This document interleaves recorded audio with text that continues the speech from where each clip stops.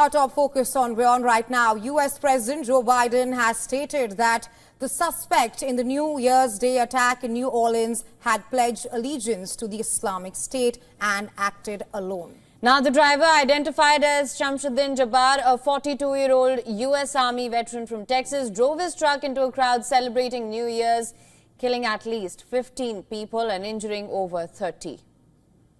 As I said yesterday, the attacker posted several videos just several hours before the attack, indicating his strong support for ISIS.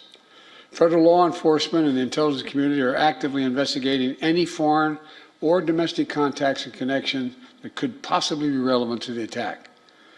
And so we're also continuing to investigate whether or not there's any connection between the New Orleans attack and the explosion in Las Vegas.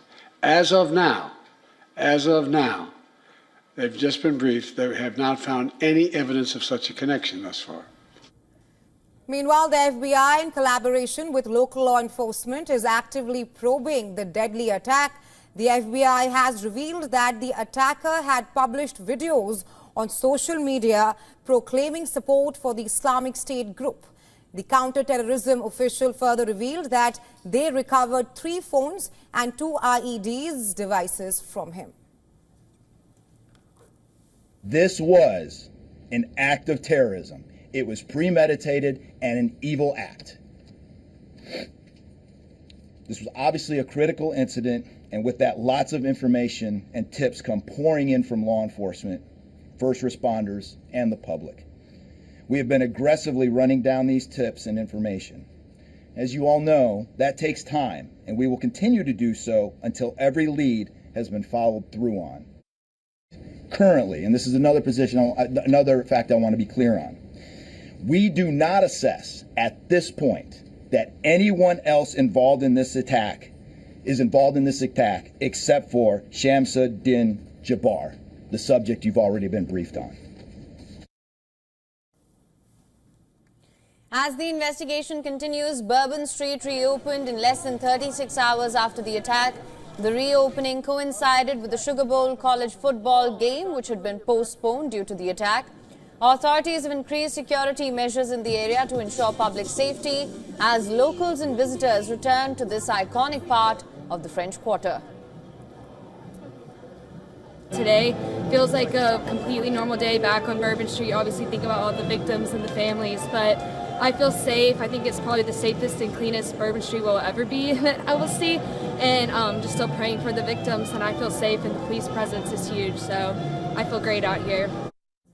And well, for more on this, our correspondent Susan Tehrani joined us earlier with more details. We asked her how New Orleans attack highlighted the threat of Islamic State and how it would impact U.S. national security priorities. Take a listen.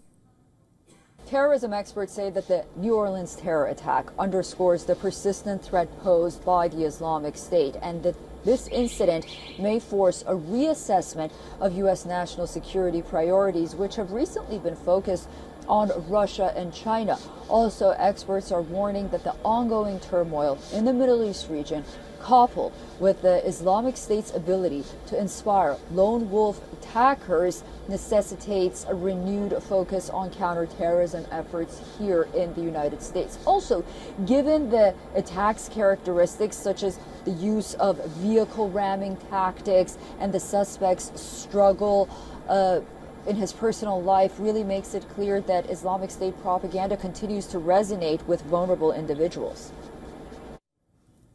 Now, we also asked her how New Orleans attack fits into the broader context of Islamic State's evolution and the global jihadist movement. Listen to this. The New Orleans attack is consistent with the Islamic State's methods of operation, which often involves attacking public pedestrians to maximize casualties.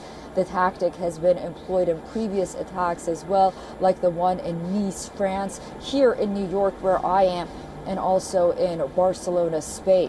Now, experts also note that the Islamic State's ability to inspire attacks like this one has persisted despite its military defeat back in 2019.